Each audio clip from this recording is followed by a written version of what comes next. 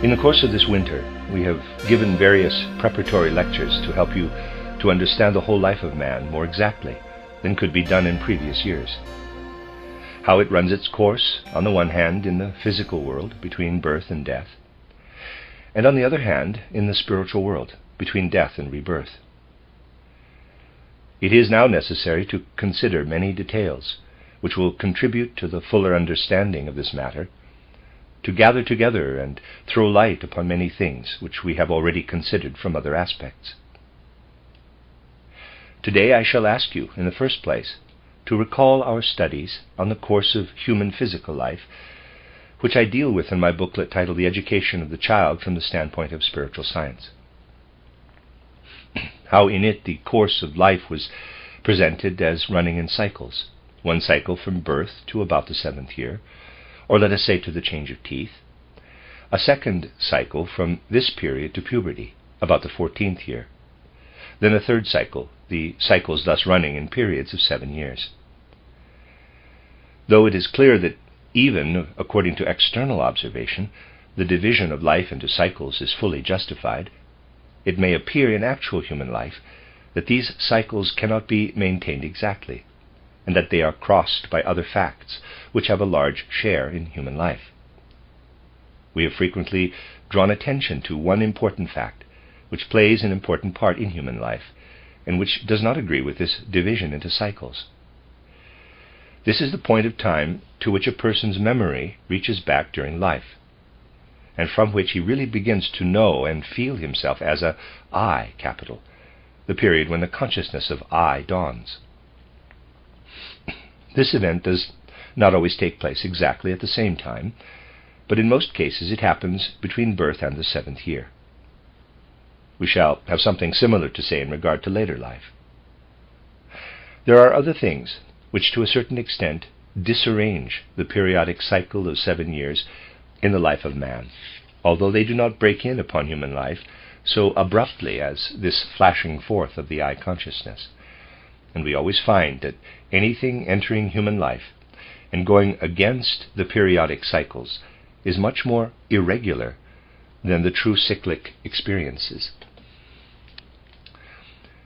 You will scarcely find two human beings whose memory reaches back to exactly the same time, or who experience dawn of the I consciousness at exactly the same time. Neither do two human beings cast their first teeth at exactly the same time, but we shall speak later of the reason for this. When we study the cyclic periods mentioned above, we notice that these periods have a certain peculiarity. They begin with what is most physical in man and proceed inward. We observe that from birth to the 7th year, the development is devoted principally to the physical body, then to the etheric body, then to the astral body, the sentient soul, etc. Thus the factors in this evolution proceed more and more from what is external to what is internal. This is a peculiarity of the 7-year periods. Now, how does the matter stand with respect to that which enters and crosses these cycles in the manner we have just described? The flashing forth of the consciousness of I in the first cycle is a very interior thing, markedly interior. In order to make this quite clear, let us consider something which contrasts with this flashing out of the I consciousness. In any thoughtful observation of human life, we find that we may compare the cessation of growth which comes about in human life with other things which also work against the 7-year periods of development. Let us consider the fact of the cessation of growth, which in the case of man occurs very late.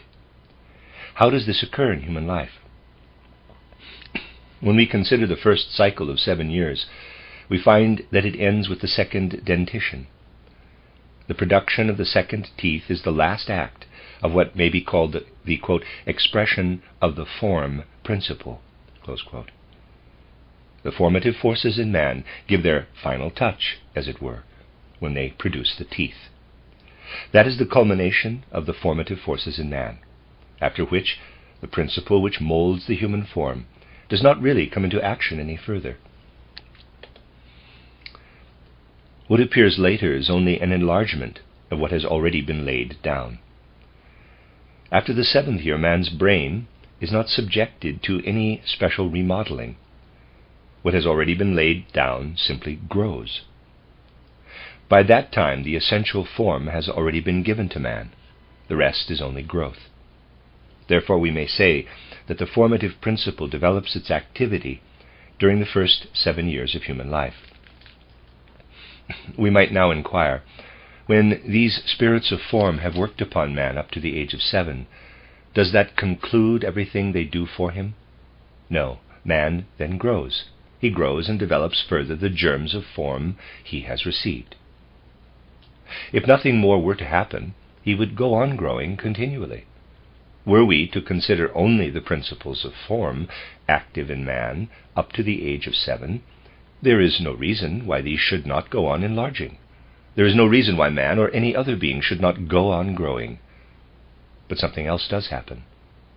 When man begins to grow, other principles of form approach him. They creep upon him the whole time, and fully unite with his organism in such a way that they act as a hindrance, and the organism cannot grow any more. The principles of form that are active up to the 7th year give man elasticity. Then other principles of form enter, and these are of such a nature that they imprison in limited forms what is otherwise elastic, and growth gradually ceases. And at the point when growth ceases, those principles of form are active, which approach man from outside. When formative principles are active and form grows, the cessation of growth is always provided for by other principles of form, which encounter the first from the opposite direction. This is the case in man. When man has built up his form to the age of 7, there's a drawing, it might go on growing indefinitely.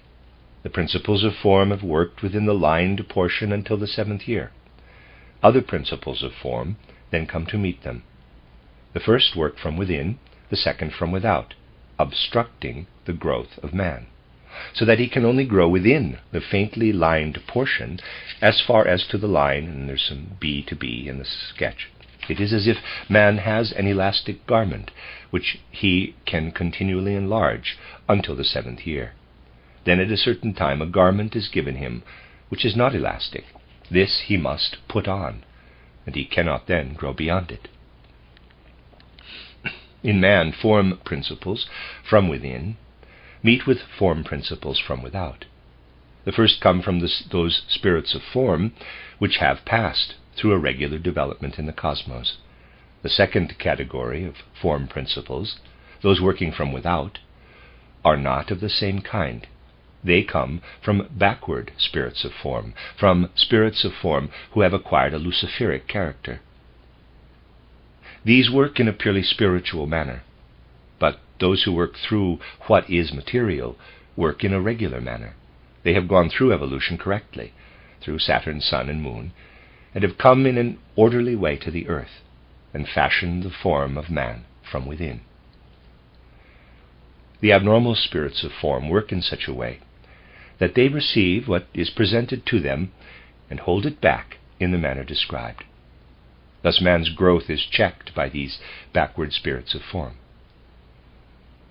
The beings of the higher hierarchies have many different tasks, and one of them has just been described. In previous lectures we have told of the various ways in which the regular hierarchies work, and also how backward spiritual beings work from the different hierarchies. We have also described, as you may read in esoteric science, or occult science, how man really reached the position where he could obtain the germ of the ego through the spirits of form. We know that man received the germ of the physical body through the thrones, or spirits of will, the germ of the etheric body through the spirits of wisdom, that of the astral body through the spirits of movement. And through the spirits of form he received into his physical body the germ of the I, or ego. Man is first organized into an I being by the normal spirits of form, into that which expresses him outwardly during the first cycle of life. Later, through the opponents of these spirits of form through the backward spirits of form, his growth is checked.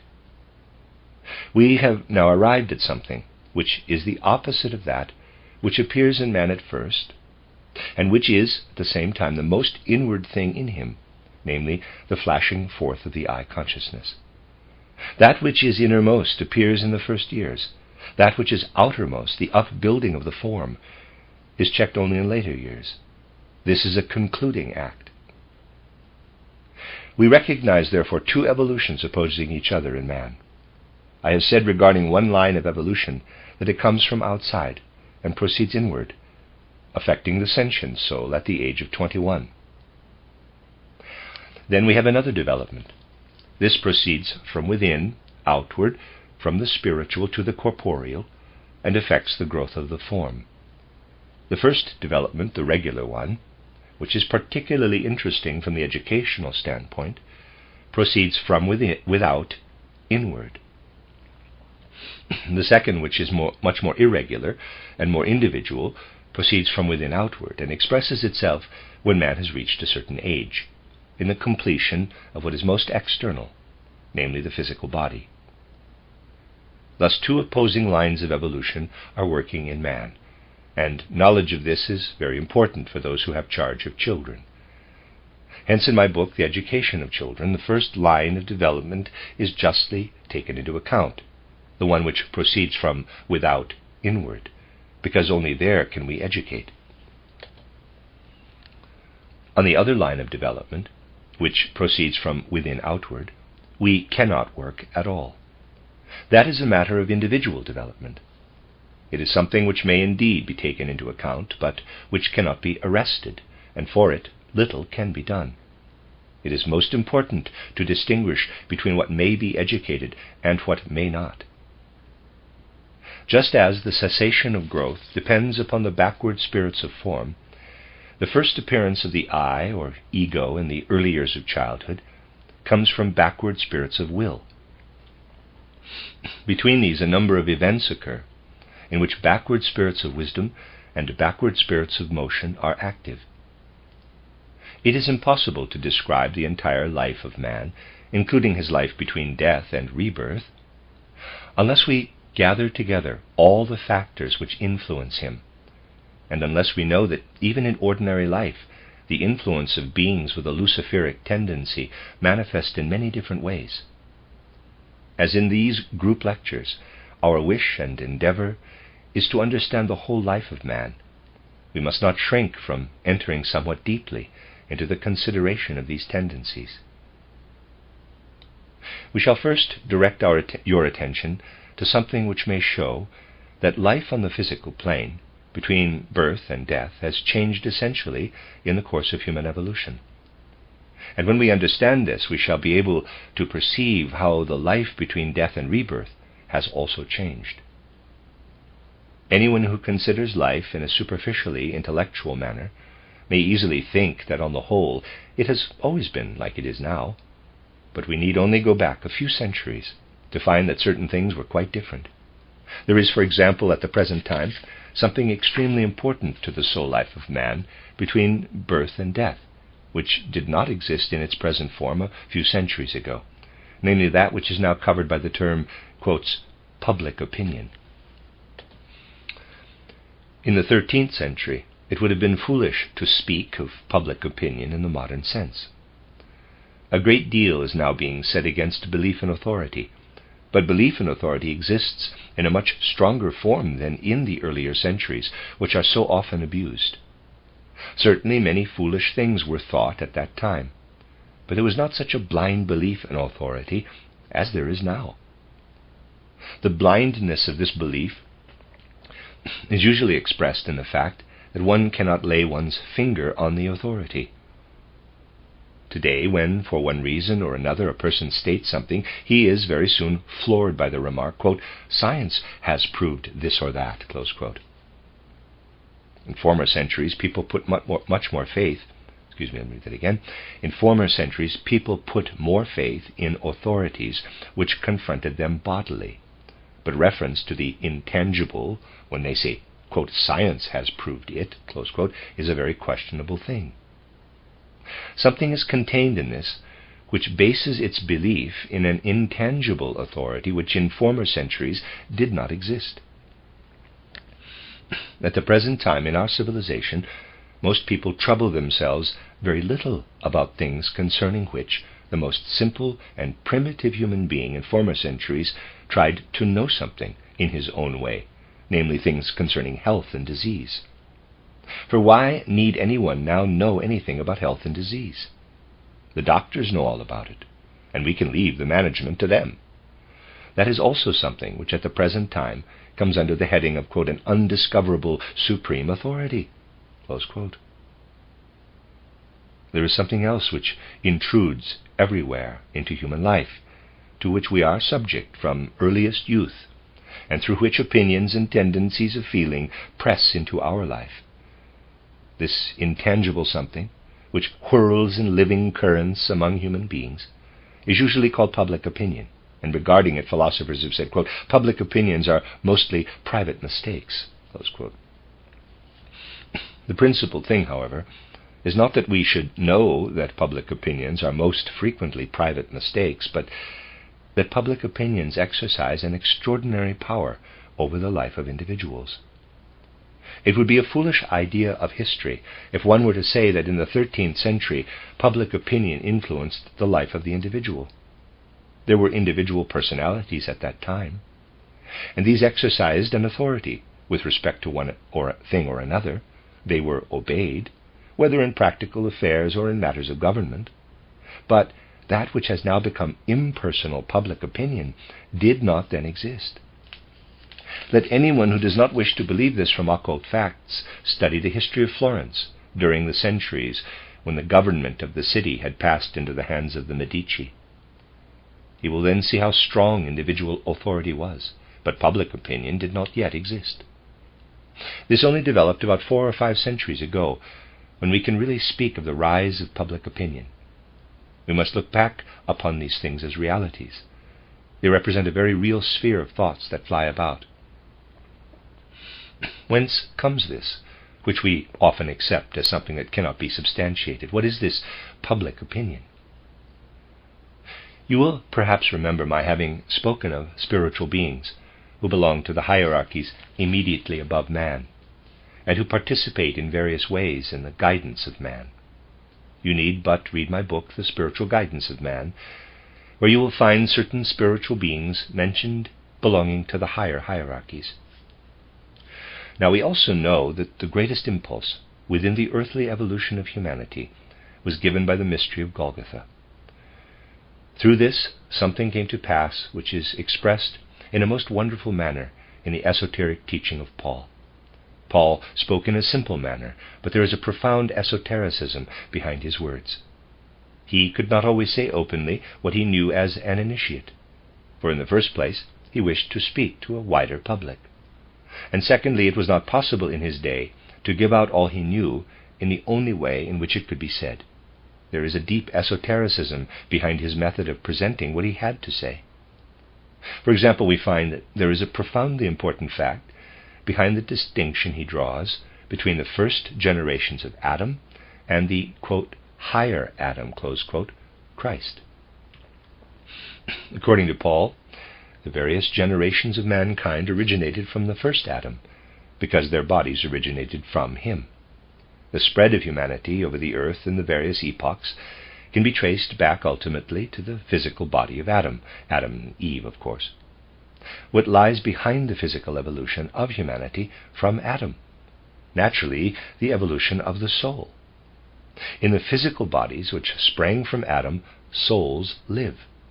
These souls, which came down from space, brought with them a certain spiritual heritage, a heritage of spiritual possessions, but in course of time this spiritual endowment diminished. Those who lived 6,000 or 7,000 years BC had much greater spiritual possessions than those who lived during the first 1,000 years before the mystery of Golgotha. The spiritual possessions man once brought with him have gradually melted away in his soul, and with regard to these, the life between death and rebirth comes specially under consideration. When we look far back into the period before the mystery of Golgotha, we find that mankind after death had an active and clear soul life. But this gradually grew dim and dark, till human beings took with them but a dim soul life when they passed beyond death. Wise men among the Greeks, although they were the most advanced people on the earth, could well say with regard to the progress of evolution, quote, "Better be a beggar in the upper world than a king in the realm of the shades." Close quote. This statement applied well to the Greeks, because they were fully satisfied with life on the physical plane. But as soon as they passed through death, their life became shadowy. The spiritual life which humanity brought with it, and which was manifest after death more as a clairvoyant consciousness, had grown dim, and particularly in the fourth post-Atlantean age, that in which the mystery of Golgotha took place, it had reached its darkest limit. The thing of most importance in the baptism by John was that certain of those whom he baptized became aware of this fact. His baptism was a complete submersion, whereby the etheric body was driven out, and the person baptized became clairvoyant for a short time while under water. John was able to reveal to them the fact that with regard to the life of the soul, man had so deteriorated in the course of ages that he now possessed very little of the spiritual treasure that once was his, which he could carry with him through the portal of death, and which gave him clairvoyant consciousness. Those baptized by John perceived that a renewal of the life of their soul was necessary. Something new had to pour into their souls in order that life after death might again develop. And this new thing entered their souls through the mystery of Golgotha. If you read the course of lectures entitled From Jesus to Christ, you will see how a rich spiritual life streams from the mystery of Golgotha and pours into those who are able to develop a relation to this mystery upon earth, and how, from that moment, souls are reanimated.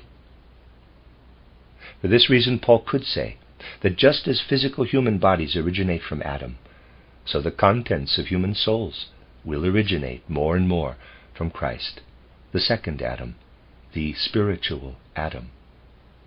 That is a profound truth, clothed by Paul in simple words. If the mystery of Golgotha had not taken place, man would have lost the contents of his soul more and more, and would either have come to long for a life outside the physical body, or he would have continued to live on earth, filled with desires for a purely physical life. He would have become more and more materialistic. As everything in evolution comes about slowly and gradually, the original spiritual possession with which man was endowed has not yet been lost by all the peoples on the earth.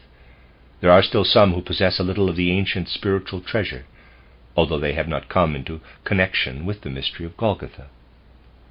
The most advanced peoples, however, can only gain consciousness after death to the extent to which they have been able to, quote, capital letters, die into Christ, close quote, as said in the central portion of the Rosicrucian motto. So that the mystery of Golgotha has actually acted like an irradiation of the contents of human souls on the earth. When we bear all this in mind, we are able to answer a certain question in connection with the evolution of humanity, namely, quote, what has really happened through man having gained the capacity to have soul content poured into his eye through understanding the mystery of Golgotha? What is the difference between this soul content and the other which existed as an ancient heritage before the mystery of Golgotha? Close quote, I believe. Sorry, I think it's missing. The difference is that before the mystery of Golgotha, man possessed this soul content in a much more dependent manner. He was much more under the direct guidance of beings whom we know as angels, archangels, etc., beings who belong to the hierarchy next above us. Before the mystery of Golgotha, these beings led man in a very much more dependent manner than after it. The progress of the beings to the higher hierarchies, the angels, archangels, and archai, consists in their learning more and more how to guide man in a manner suited to his evolving independence. Man is to become more and more independent on earth. The guiding spiritual beings belonging to the higher hierarchies have learned this, and in this their progress consists. But their nature is such that it is also possible for them to remain behind. Not all the spirits participating in the guidance of man have gained the capacity through the mystery of Golgotha to guide and lead man in a free way. Among these hierarchies are some beings who have not advanced, who have acquired a Luciferic character, and what we now call public opinion belongs to what some of these express. Public opinion is formed not merely by human beings, but also by certain Luciferic spirits, backward angels and archangels who are at the lowest stage. These are only beginning their Luciferic career. They have not yet risen very high in the ranks of the Luciferic spirits, but they are Luciferic spirits. With seer's vision, it is possible to observe how certain spirits belonging to the higher hierarchies have not kept pace with evolution since the mystery of Golgotha, and how they are growing hard and fixed in the old ways of guidance, and are therefore unable to approach man directly. Those who have kept pace with evolution are able to approach man in the way ordained. Those who have not kept pace cannot approach, but act as a hazy, confused thought power. Public opinion. We only understand the function of public opinion when we know how it enters humanity. We have here, directly before us, the phenomenon of beings falling away from a regular development and taking on a Luciferic character. It is important to recognize this, for the Luciferic beings we have already become acquainted with, and who have greater power, began also in a small way.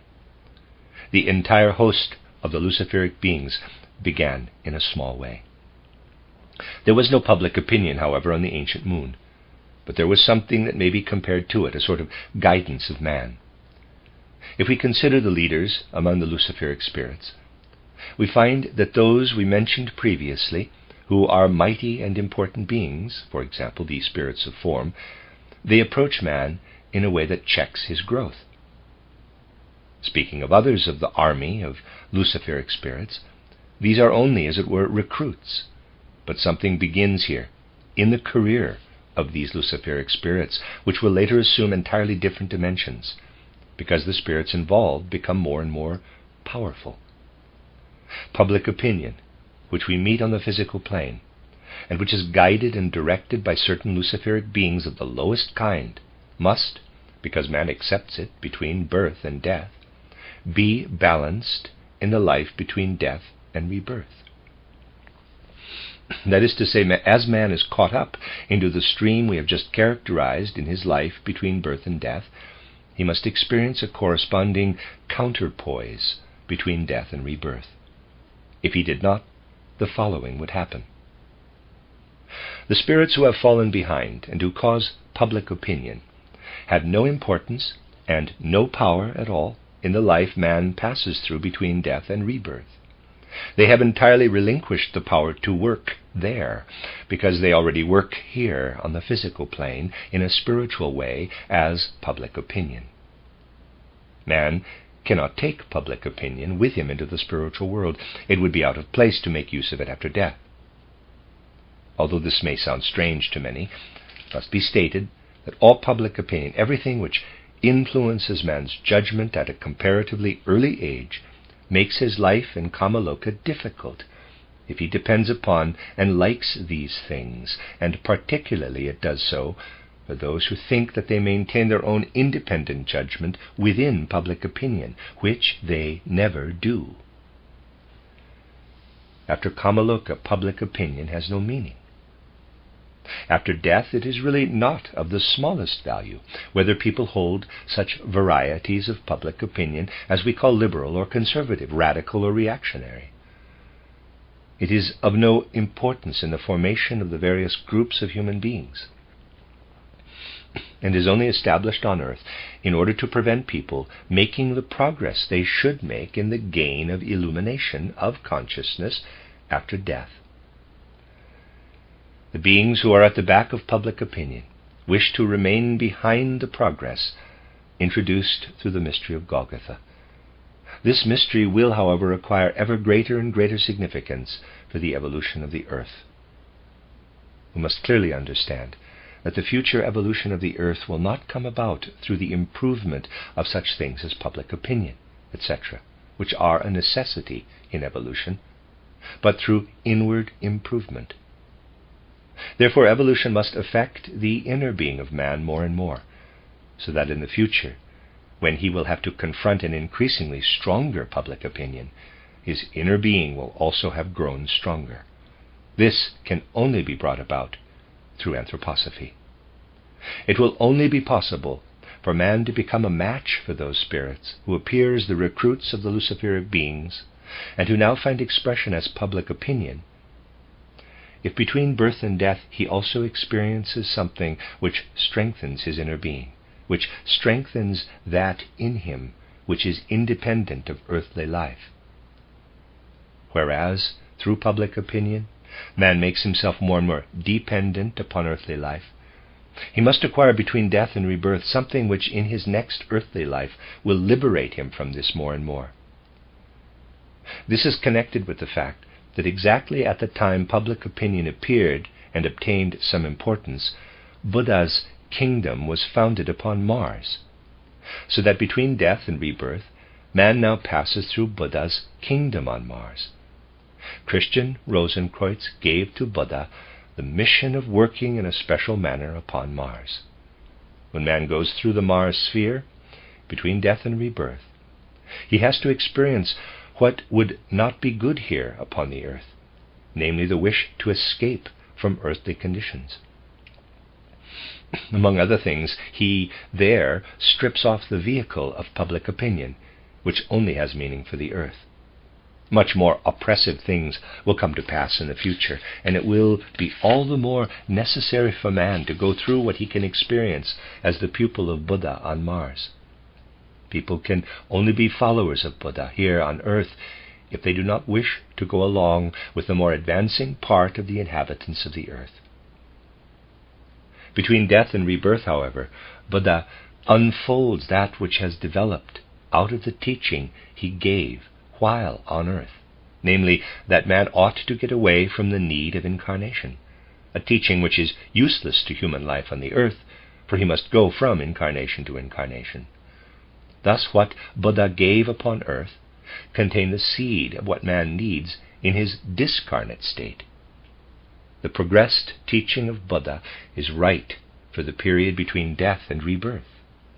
And as Buddha reappeared in the astral body of the Jesus of St. Luke's Gospel, Christ himself now leads man between death and rebirth, for he leads him through the Mars sphere, so that he may acquire the advanced teaching of Buddha, so that in the sphere of Mars he may be freed from what he acquires on earth through public opinion, which makes people uniform, not individual, and is useless for their further progress. Although in former times Mars was called the planet of the warlike virtues, it is Buddha's task, gradually, so to change the warlike virtues in man, that they may provide a foundation for a free and independent character, in the way that has become necessary at the present time. Whereas man is now inclined to relinquish his feeling of freedom, for that which in the shape of public opinion would bind him more and more, upon Mars, between death and rebirth, he will strive to break these fetters and not bring them with him when he returns again to a new incarnation. In this connection we have something which, it seems to me, shows in a most wonderful way how wisdom rules in the world, how everything which is progressing and everything which is falling behind is ultimately so guided that harmony is the final result of this evolution. Man cannot really accomplish progress by keeping to the middle line, as it were. Many reach this truth by perceiving that one cannot take up a one-sided position on any standpoint. Out in the world we find idealists, materialists, and other ists who swear by their standpoint. Great minds such as Goethe do not do this. They seek to grasp material conditions through material thought, and what is spiritual through idealistic thought. Then smaller minds, thinking they have grasped this, say, quote, "When there are two different standpoints, the truth lies halfway between them," close quote. Though that is very much the same as if in practical life someone wished to sit between two chairs. The truth is only found when one does not take up one standpoint or another in a one-sided manner, when one is able to use the materialistic method of cognition and the idealistic method in the appropriate manner. We do not progress by always keeping the happy mean.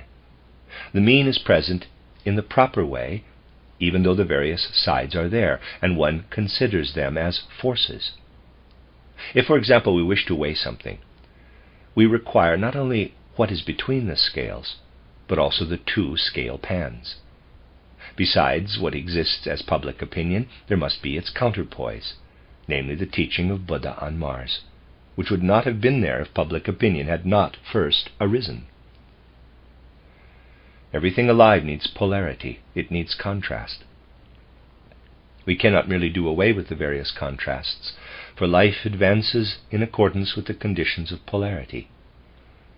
Some people might think that as the South Pole and the North Pole are opposite to each other, it would be better if neither of them were there, even though they are not contrasted in the way thought of by the professor, of whom it is said that he wrote his book so quickly that he could not reflect upon what he was writing, and it happened that he wrote the sentence, "Civilization could only develop in the central zone of the earth, for at the North Pole people would freeze with cold, and at the South Pole melt with heat." In another sense, the North and South Poles are really polar opposites, which must be there, because progress is made not through what is neutral, but through the maintenance and harmonizing of opposites. Hence that which is developing on the earth had to pass through a condition which is below the level of progress. Public opinion is of less value than that which the individual can gain as opinion when he is advancing. It is subhuman. The Buddha stream which man passes through between death and rebirth is opposed to this subhuman quality. Both have to be there. It is extremely important to consider this in evolution. Thus it is the fact that there are backward spirits, but everything which on the one hand remains behind and on the other goes beyond the norm of evolution is so ordered by the wisdom of the world that out of it at length comes harmony. Backward spirits are used to form the opposite pole to spirits who have advanced further. If we consider life in this way, it will be clear to us that in the future evolution of the earth, man will bring with him more and more into life tendencies which will make themselves felt in a different way from purely physical tendencies. It will become more and more apparent that we shall have to deal with tendencies in man which are different from the merely physical tendencies. We shall find physical tendencies which, although they may only manifest themselves gradually, may be traced back to infancy, but other tendencies will gradually develop which cannot be traced back to infancy, but will only appear clearly later in life. It will be a peculiarity of future evolution that there will be an increasing number of people regarding whom it will be asked, quote, "What can have happened to him in a certain year of his life? He is quite changed. He is like another being." Close quote. This will become more and more frequent. Capacities will be manifested which previously were not there at all, which only appeared at a certain age. Those will be the souls which have developed furthest, and which manifest something like a certain break in their lives. For the fact that a person was a pupil of Buddha in the life between death and rebirth is not manifested at once, but only in later life. And this will be the case with those of whom we may say, we can trace their life up to a certain age when they manifested their individual qualities. Then an entirely different bent appeared. They came to understand things entirely differently from what they did before. These will be the people who in the future will also be the vehicles of true spiritual progress, who may perhaps be considered to be people who merely develop late, because it will be thought that previously they were undeveloped, and this was why these qualities only appeared late. The truth, however, is that these people only manifest in later life qualities which are their very own, because in former earthly incarnations they set up causes which enabled them to pass through the Mars culture in a particularly deep manner, and to acquire these powers through which they could act in an original manner in human evolution and bring a new impulse into it. For this reason, these human beings will contribute more and more to true spiritual development. I have already explained from a different point of view that these people, from their youth up, manifest but little tendency toward the spiritual standpoint they take up in later life. We now see that this is the reason why in the Rosicrucian movement one fact has always been brought into prominence, which we mentioned in the past, but the reason for which we could not give because we had not penetrated so far into its nature as we now have. Those who represented the principle of initiation in the West, in the Rosicrucian sense, have always stressed the fact that it is impossible in the case of true leading individualities to discover in their childhood that they are leaders, because they are people in whom a sort of break makes itself manifest in later life in the way we have described. When the seer now speaks of Buddha, he knows that Buddha has faithfully held to what his doctrine promised. He has continued to work for that in man which does not force its way directly to the physical body, and which therefore does not, from the beginning, appear incarnated in the physical body, but which only enters into man when the physical body has gone through a certain development, when it has to a certain degree arrived at the spirit. Then what Buddha gives to man appears, but only in later life.